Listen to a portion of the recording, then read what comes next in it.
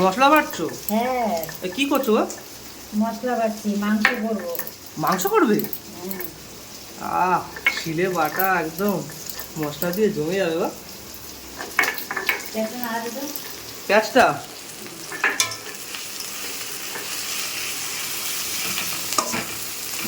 ও পেঁয়াজ পুরো ইয়ে হয়ে গেছে, না লাল লাল হয়ে গেছে।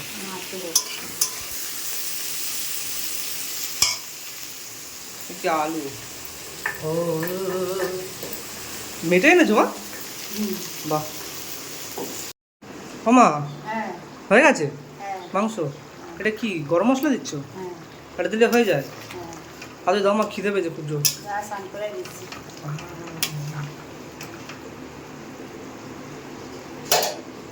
দাও, ভাত হয়ে গেছে? হ্যাঁ। ঠিক আছে, দাও। এদিকে হচ্ছে মাংস, আর আমার পেয়ে গেছে খুব খিদে, অনেক দুপুরও হয়ে গেছে, যে স্নানটা করেছে তারপরে খাবো। তো বন্ধুরা, দুপুরবেলা হয়ে গেছে, মা এদিকে ভাতও বেড়ে ফেলেছে, খিদেও পেয়েছে। লেবু আছে মা? লেবু দাও তো একটা, লেবু দিলে বেশ মজা চলে আসবে। এই যে একদম লাল লাল ঝোল, এরকম গোটা আলু, এদিকে হচ্ছে পা, এদিকে হচ্ছে একটা লেগ পিস।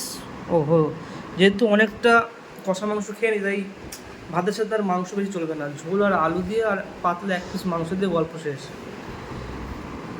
তো ভালো করে একদম এই আলুটা দিয়ে, ও কি নরম হয়েছে আলুটা, যেরকম ঠিক ভাতের সাথে এটাকে ভালো করে মাখিয়ে নিতে হবে।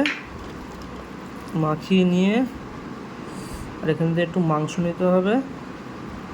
এদিকে লেবু চলে এলো এদিকে, ঠিক এই লেবুটা দিয়ে হালকা করে চিপে এই জিনিসটাকে দিয়ে খেতে হবে।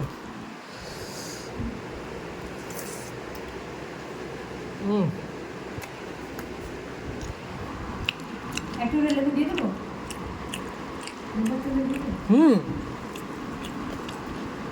কি স্বাদে, আহা।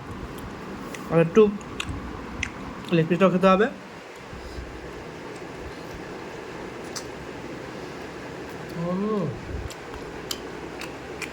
খুব ভালো হয়েছে।